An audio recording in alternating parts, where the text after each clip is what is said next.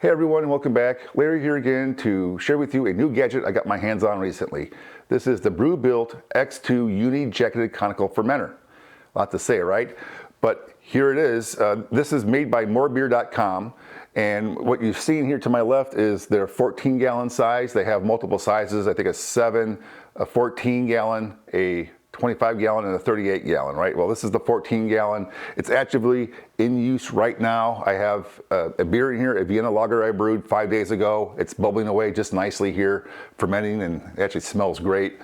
And I'll be doing a full-length review video on this thing later, but since some of you are looking to get as much information as you can on the X2, and it's just a new product, I'm going to give this short little overview video, a first impression look as to what I think and what features it has. So let's dive in, right?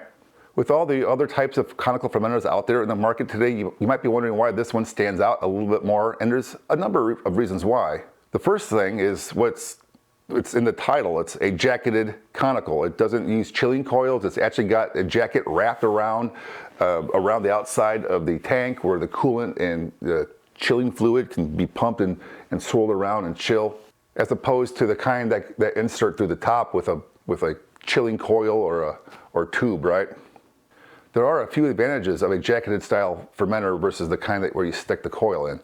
For starters, there's less cleaning involved due to the coolant being inside the fermenter walls itself and never having to remove and clean and wipe down and wash the kind that go through the top with the little coils or the stick that goes inside, right?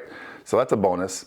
And because there's no actual contact with the beer other than the inside walls of the fermenter, it's also more sanitary because you don't have to clean and sanitize anything other than the inside of the fermenter itself, which is nice. But probably the biggest advantage of a jacketed conical is the fact that it's got more chilling contact area. For example, the BrewBuilt X Series cool stick that would go through the top only has about an 88 to 90 square inch surface area with the beer. Whereas you compare that with the jacketed conical, it's got over 500, I think I estimated around 520 square inches of contact area with the beer itself. So it makes chilling much more efficient. Another thing I like about this style of conical over ones I've used in the past or seen online in the past as well, is that it's 4 legs, not 3 legs. Now, for those of you who are going to say, hey, 3 legs to find a plane, you only need 3 legs.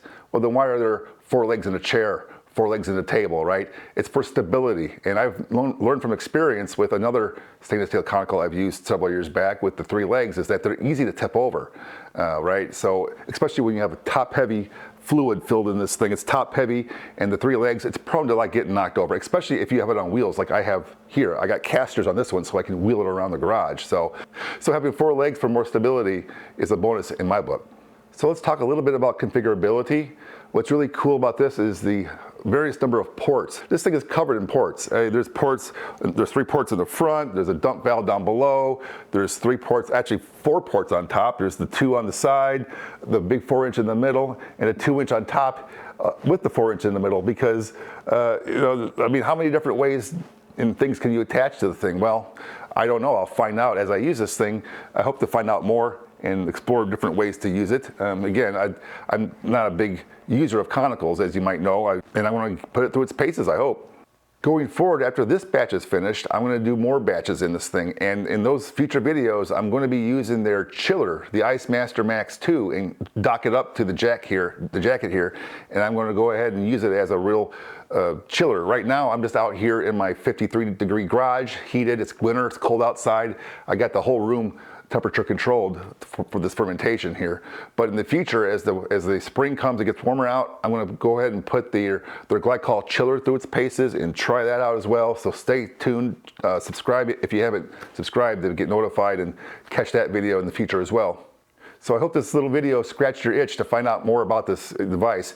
If you really want to get in a little bit more detail right now, the guys at MoreBeer on their MoreBeer.com channel are putting out regular videos on this gadget right now. So if you want to get more of an in-depth look at these things, go check out their videos. I'll put a link to that here as well. So thanks for watching. I'll talk to you all next time.